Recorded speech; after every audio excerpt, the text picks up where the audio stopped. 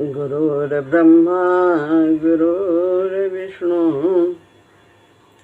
गुरुर्देव महेश्वरः गुरु साक्षात् परब्रह्म तस्मै श्री गुरुवे नमः। श्री राम। श्रीमद् भगवद गीता अध्याय 3 श्लोक है 14वां और 15वां, दोनों एक साथ हैं।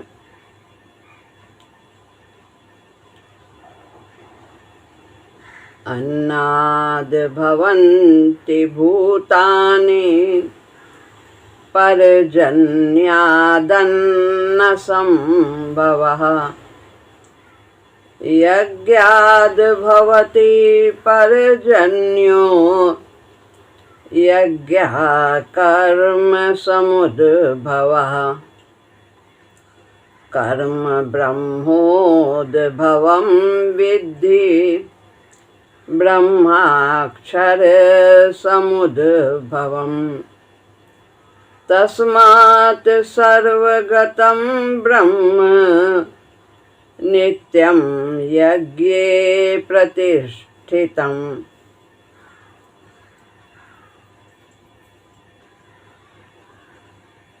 भूतानि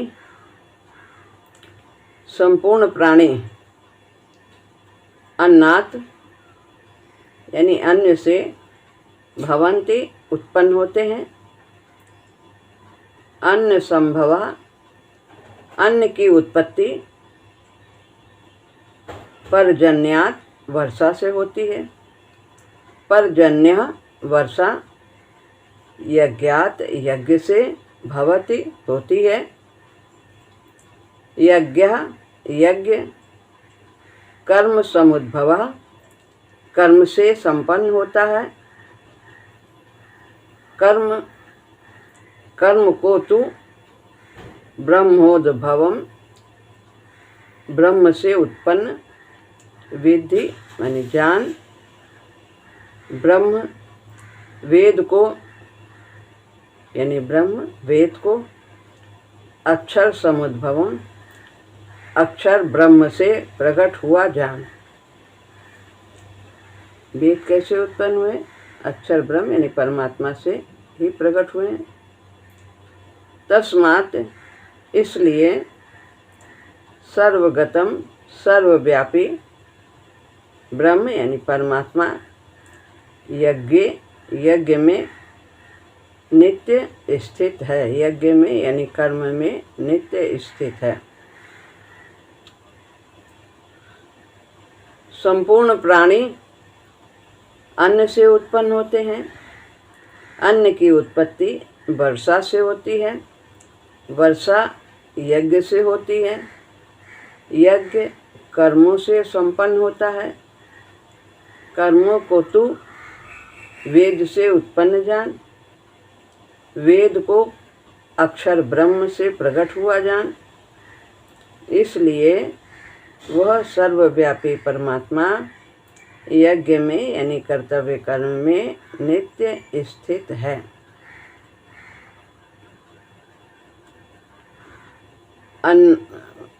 अन्नादि भवन्ति इसकी व्याख्या करते हैं।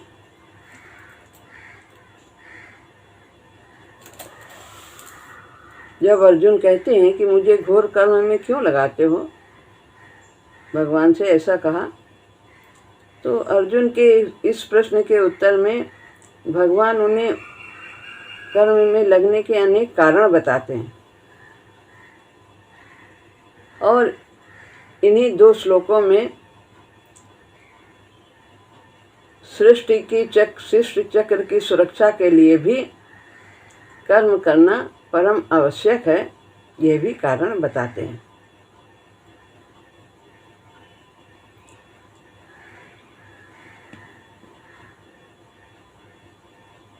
अन्नाद् भवन्ति भूतानि का तात्पर्य है प्राणों को धारण करने के लिए यानी प्राणों की रक्षा के लिए जो खाया जाता है उसे अन्न कहते हैं। और विभिन्न प्राणियों के भिन्न भिन्न आहार होते हैं। जिस प्राणी का जो खाद्य है, जिसे वो ग्रहण करने से उसके शरीर की उत्पत्ति, भरण, पुष्टि आदि होती है, उसे यहाँ अन्न के नाम से कहा गया। मिट्टी का कीड़ा है तो वो मिट्टी उसके लिए वही अन्न है, उसी को खाता है।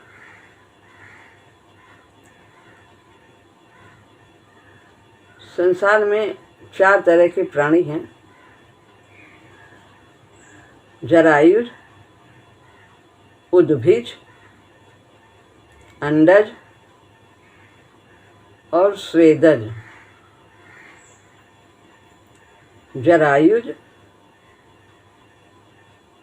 उद्भिज, अंडज और स्वेदज। जरायुज यानी जो जेर से उत्पन्न होते हैं, झिल्ली में रहते हैं, वे सब इसमें आते हैं। मनुष्य हैं, पशु आदि, ये जरायुज। उद्भिज यानी जो पृथ्वी से उत्पन्न होते हैं, पृथ्वी को फोड़ करके ऊपर आते हैं। इसमें वृक्ष आदि सम्मिलित है। अंडज जो अंडे से बाहर होते हैं, तो इसमें पक्षी, सर्प, चींटी आदि हैं। और स्वेदज जो पसीने से उत्पन्न होते हैं, वे हैं जूं आदि, ये पसीने से उत्पन्न होते हैं।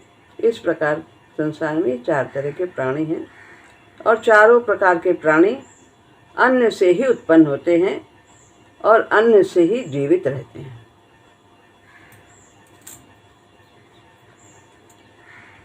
पर्जन्यादन न संभव। समस्त खाद्य पदार्थों की उत्पत्ति कैसे होती है? वर्षा से होती है, जल से होती है। घास फूस अनाज आदि तो जल से होते ही हैं।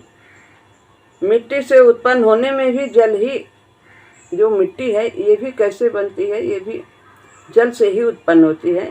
तो मिट्टी के उत्पन्न होने में भी जल ही कारण है। अन्न, जल, वस्त्र, मकान आदि शरीर निर्वाह की सभी सामग्रियां स्थूल या सूक्ष्म रूप से जल से संबंध रखती हैं और जल कहाँ से आता है? वर्षा से आता है। तो ये बताया कि अन्न से सभी प्राणी जीवित होते हैं और अन्न कहाँ से आता है? वर्षा से आता है। यज्ञादि भवति पर्जन्य। यज्ञ शब्द मुख्य रूप से आहुति देने की क्रिया का वाचक है। ऐसा ही चला आ रहा है कि जिसमें हवन सामग्री आदि लगती है। लेकिन गीता के सिद्धांत के अनुसार, कर्मयोग के प्रस्तुत प्रकरण के अनुसार जो अभी तक चल रही है कर्मयोग का विवरण भगवान के द्वारा, यहाँ यज्ञ शब्द संपूर्ण कर्तव्य कर्मों को ही लिया गया। केवल हवन आदि से ही नहीं इसका तात्पर्य है, संपूर्ण कर्मों। यद्यपि हवन में भी त्याग मुख्य बात है कि यज्ञ में मुख्य बात है कि त्याग, और यज्ञ में भी त्याग होता है, उसमें सामग्री का त्याग होता है। हवन जला, उसमें अग्नि में आहुति दी जाती है, वो भी त्याग है। दान में भी त्याग है, तप में भी त्याग है। तो मुख्य जो यज्ञ, दान, तप भगवान ने कहे इन्हें करना ही चाहिए, इनका त्याग नहीं करना चाहिए, ये मनुष्य को पवित्र करते हैं। तो इसमें भावना त्याग की ही मुख्य है। यज्ञ में त्याग की ही मुख्यता होती है। आहुति देने में अन्न, घी आदि चीज़ों का त्याग है, दान करने में वस्तु का त्याग है, तप करने में अपने सुख आदि का त्याग है। क्या है तप? कल बताया था तप कि कर्तव्य करने में जो शरीर को कष्ट होता है उसके खुशी खुशी सहन करना ही तप है। तो अपने सुख का त्याग करके ही तप किया जाता है, सेवा की जाती है। कर्तव्य कर्म करने में अपने स्वार्थ, आराम आदि का त्याग है। अतः यज्ञ शब्द यज्ञ, हवन, दान, तप आदि संपूर्ण शास्त्र विहित क्रियाओं को दर्शाता है।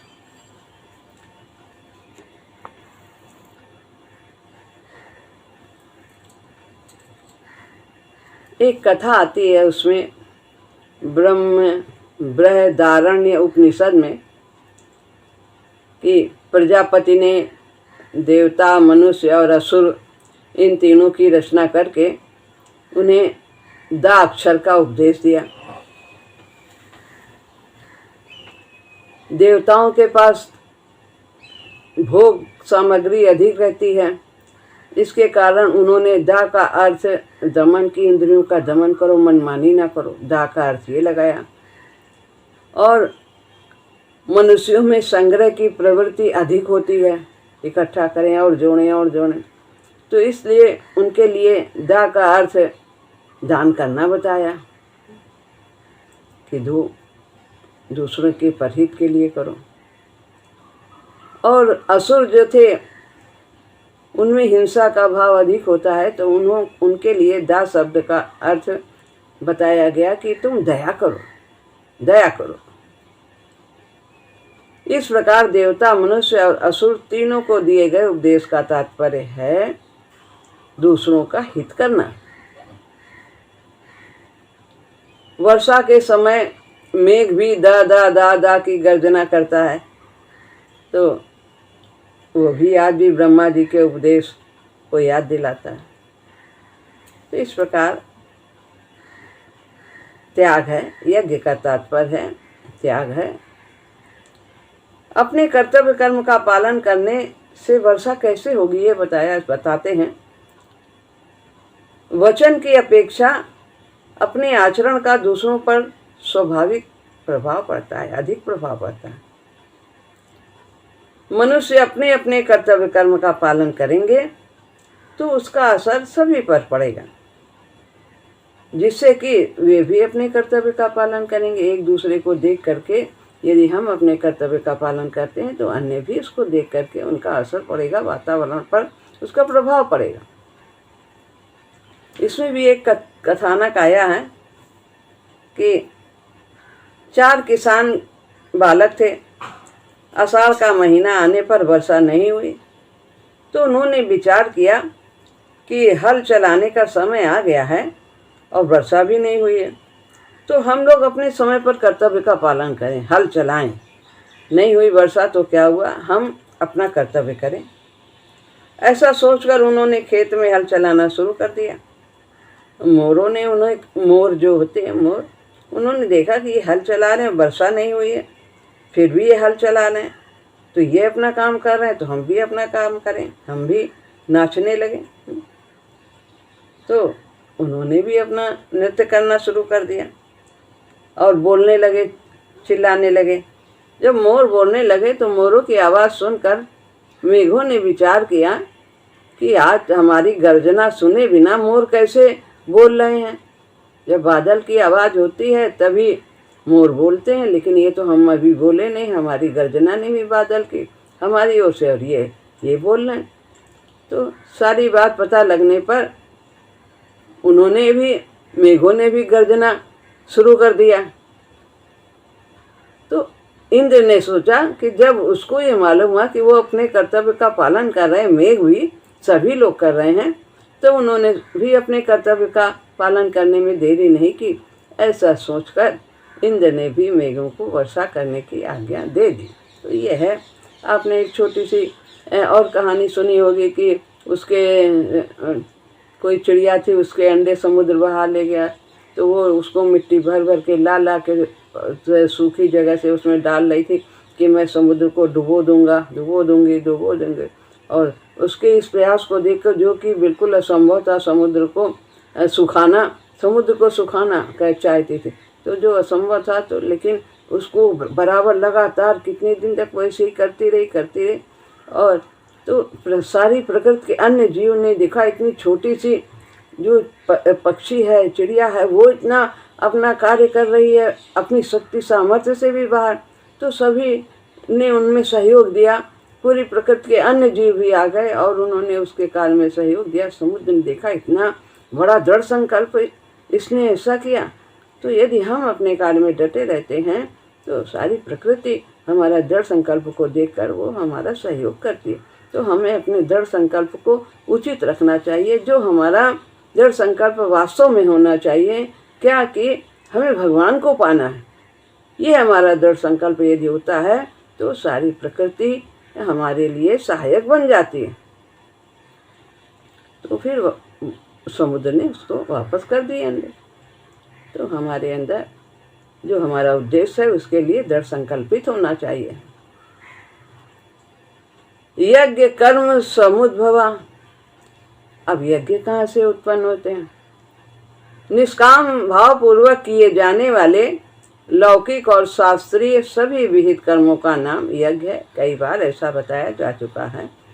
तो यज्ञ गीता में यही स्वरूप है यज्ञ का। जैसे ब्रह्मचारी के लिए अग्निहोत्र करना, स्त्रियों के लिए गृह कार्य करना, आयुर्वेद के जो ज्ञाता हैं वो वैदिक धर्म अपना पालन करें, दवा आदि बनाएं। इस तरह विद्यार्थी के अलग कर्तव्य हैं, व्यापारी के अलग कर्तव्य हैं। इसी प्रकार वर्ण, आश्रम, देश काल की मर्यादा रखकर निष्काम भाव से किए गए सभी शास्त्र विहित कर्तव्य कर्म यज्ञ रूप होते हैं। यज्ञ किसी भी प्रकार का हो, क्रियाजन नहीं होता है, उसमें कार्य करना ही होता है। कार्य रूप उसका कुछ न कुछ अवश्य होता है। बस यज्ञ क्या बताता है हमें?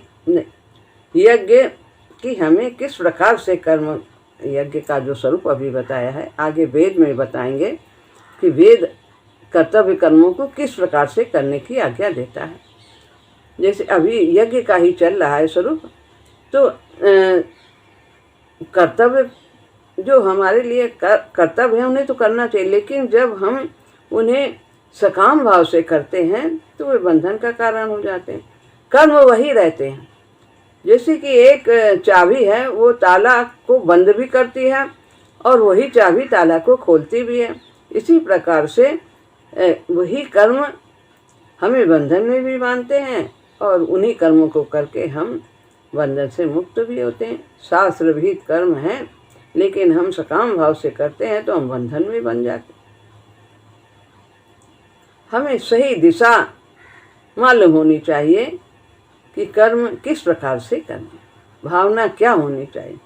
जैसे बताया संख्या आदि विष हैं ये, इनको वैद्य लोग जब शुद्ध करके औषधि रूप में देते हैं, यहाँ तक कि सांप का जहर भी दवा के काम में आता है, औषध रूप में देते हैं, तब वे विष भी अमृत की तरह होकर बड़े बड़े रोगों को दूर करने वाले बन जाते हैं। इसी प्रकार कामना, ममता, आसक्ति, पक्षपात, विषमता, ये सब स्वार्थ, अभिमान आदि, ये सब कर्मों में ये सब जो है ये विष के समान। इनको यदि निकाल दिया जाए, जैसे सांप के दांत को निकाल दिया जाए जो विष का होता है, तो वो कितना भी काटे आदमी मरता नहीं। इसी तरह कर्म से ये सब जब निकाल दिए जाते हैं तो कर्म हमारे जन्म जन्मांत के बंधनों को काटने वाले हो जाते हैं और नए कर्म में भी नहीं बनते।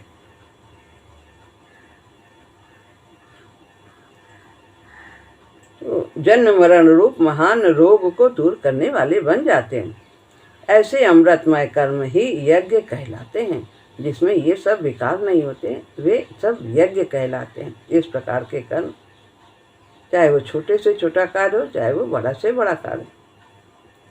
वेद शब्द के अंतर्गत ऋग्वेद, सामवेद, यजुर्वेद, अथर्ववेद, 4 वेद कहे गए हैं।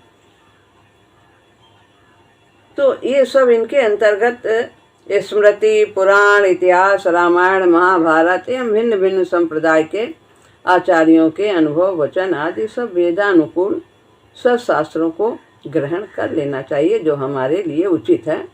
तो हमें जिसमें कि सत्य की चर्चा हो तो ऐसे वेदों का अध्ययन करना चाहिए। ब्रह्म अक्षर समुद्भवम, यहाँ ब्रह्म पद वेद का वाचक है। क्यों ब्रह्म कहा गया है वेद को, अक्षर ब्रह्म? क्योंकि भगवान ने ब्रह्मा जी को उत्पन्न किया है और ब्रह्मा ने वेद को उत्पन्न किया है। तो परमात्मा ने ही उत्पन्न किया है वेद को भी। उनके मूल कारण परमात्मा ही है वेदों को उत्पन्न करने। जैसे संसार को भगवान का प्रथम अवतार माना जाता है, सारी सृष्टि भगवत रूप ही है, भगवान का ही रूप है। इसी प्रकार वेद को भी अक्षर कहा गया। परमात्मा से वेद प्रकट होते हैं। वेद कर्तव्य पालन की विधि बताते हैं, कैसे कर्म करना चाहिए। मनुष्य उस कर्तव्य का विधि पूर्वक पालन करते हैं। कर्तव्य कर्मों के पालन से यज्ञ होता है। कर्तव्य कर्म करेंगे तो वो यज्ञ होगा। यज्ञ का तात्पर्य कदापि ये नहीं कि केवल हवन। यज्ञ का तात्पर्य है त्याग। जब हम कर्तव्य कर्म करते हैं तो उसमें त्याग रहता है। चाहे दान करें, चाहे तप करें, चाहे यज्ञ करें, सब इसमें त्याग की भावना रहती है। कुछ न कुछ त्याग करना होता है। चाहे सुख का हम त्याग करें, चाहे वस्तु का त्याग करें, चाहे जो कुछ भी हवन आदि जो करते हैं उसमें भी होम आदि करते हैं। और इसी प्रकार प्रत्येक कर्तव्य कर्म करने में श्रम होता है। सुख का अपने त्याग करते हैं तो त्याग, अभिमान का त्याग करते हैं, अहंकार का त्याग करते हैं, ममता कामना आदि का त्याग करते हैं।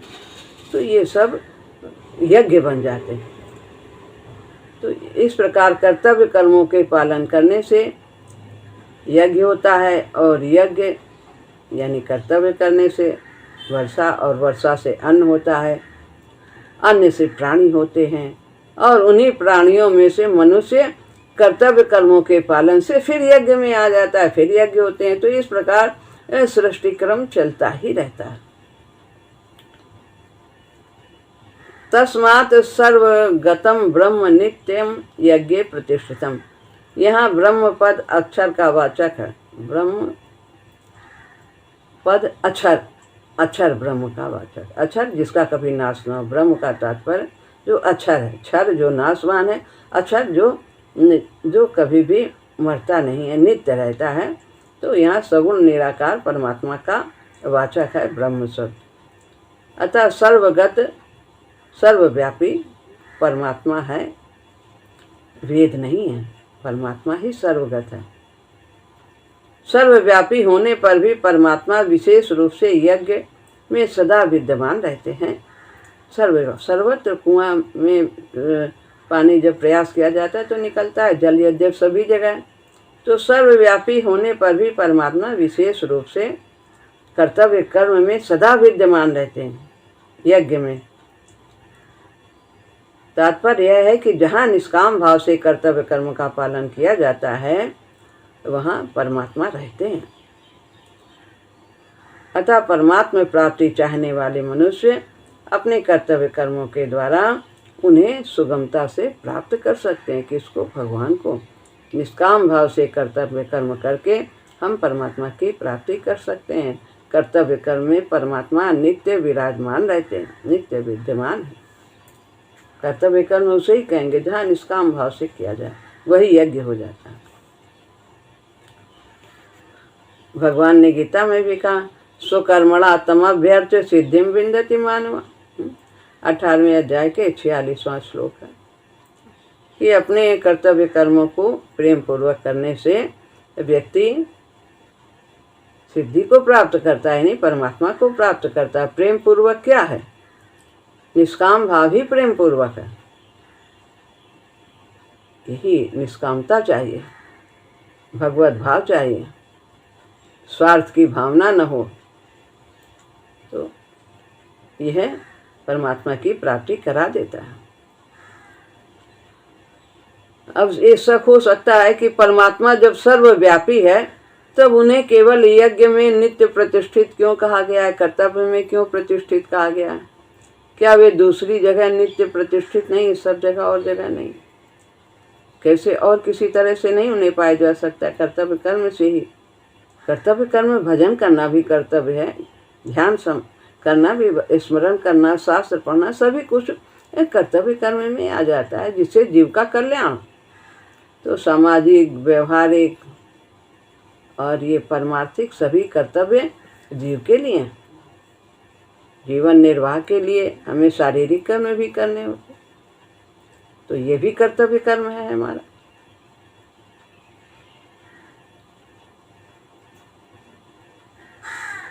कहते हैं परमात्मा तो सभी जगह समान रूप से नित्य विद्यमान है, वे अनित्य और एक जैसी नहीं है कि एक ही जगह है, सब जगह है, इसलिए उन्हें यहाँ सर्वगता कहा गया है। यज्ञ में यानी कर्तव्य कर्म में नित्य प्रतिष्ठित कहने का तात्पर्य यह है कि यज्ञ उनका उपलब्धि स्थान है, जैसे भगवान का हृदय में वास है, विशेष रूप से कहा गया है कि हृदय प्रदेश में भगवान का निवास। ईश्वर सर्वभूतानां हृदय से अर्जुन तिष्ठति, हृदय प्रदेश में निवास है, सभी जगह है, कण कण में, लेकिन विशेष रूप से तो वो हृदय शुद्ध, विशेष रूप से शुद्धता वहाँ पर होती है, भाव होते हैं, इसलिए ऐसा कहा है। यज्ञ कर्म में नित्य प्रतिष्ठित कहने का तात्पर्य यह है कि यज्ञ उनका उपलब्धि स्थान, यानी कर्तव्य उनके उपलब्धि, उनको पाने का स्थान। जमीन में सर्वत्र जल रहने पर भी वो कुएं आदि से ही उपलब्ध होता है, सब जगह से नहीं। पाइप में सर्वत्र जल रहने पर भी जल वहीं से प्राप्त होता है जहाँ पर टोटी होती है। पूरे पाइप में जल है लाइन में, लेकिन जहाँ टोटी है, जहाँ छेद है, वहीं से जल प्राप्त होगा। ऐसे ही सर्वगत होने पर भी परमात्मा यज्ञ से ही प्राप्त होता है। तो अब यहाँ पर ये सिद्ध करते हैं कि अपने लिए कर्म करने से तथा जड़ता, शरीर आदि से संबंध अपना मानने से कि मैं शरीर हूँ, मेरा ये वर्ण है, मेरी ये जात है, मेरा ये मकान है, मेरा सब, इनसे संबंध जोड़ने से यह परमात्मा की प्राप्ति में बाधा आती है। सब भगवान का मानना चाहिए। निष्काम भाव से संसार की वस्तुओं को संसार में ही लगाना चाहिए, उन्हीं की सेवा में लगाना। निष्काम भाव पूर्वक केवल दूसरों के हित के लिए अपने कर्तव्य कर्म का पालन करने से यह बाधा हट जाती है और नित्य प्राप्त परमात्मा का स्वतः अनुभव हो जाता है। महाराज जी ने लिखा, मृत्यु तो आवश्यक और अवश्यम भावी है, लेकिन विचार नहीं है तो यह है कि मृत्यु हुई तो किस प्रकार से। कर्तव्य पालन करते हुए यदि मृत्यु होती है तो वह मृत्यु सराहनीय है। महाराज जी ने गीता विमर्श में लिखा है ऐसा, तो सराहनीय है। अपने जीवन को इसी प्रकार निष्काम भाव से कर्तव्य करते हुए व्यतीत करना चाहिए। फल तो अवश्य आएगा।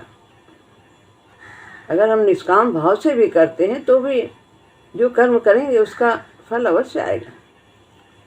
अच्छे कर्म का फल अच्छा मिलता है और जो हम कष्ट कर किसी को पहुंचाते हैं उसका फल भी आएगा। तो जनहित के लिए ये भाव रखते हुए अपने कर्तव्य का पालन करना चाहिए। हमारा भी हित हो और दूसरों का भी हित, और दूसरे का हित का भाव रखने से अपना हित तो पहले ही हो जाता। यही कारण है कि भगवान अर्जुन को, जो कि अपने कर्तव्य से हटना चाहते थे, उन्होंने अनेक युक्तियों से कर्तव्य पालन करने पर विशेष जोर दिया है। अनेक प्रकार से समझा रहे हैं कि इसलिए इसका ये कारण है कि सृष्टि कर्म चलता रहेगा कर्तव्य करने से। यदि हमने कर्तव्य छोड़ दिया तो फिर ये सब संसार में व्यवस्था सब बिगड़ जाएगी। इसलिए सभी को, देवता, मनुष्य, पशु, पक्षी, सभी अपने अपने सत्य के अनुसार अपने अपने कर्तव्य का पालन करते हैं और हम सबको भी करना चाहिए। श्री राम।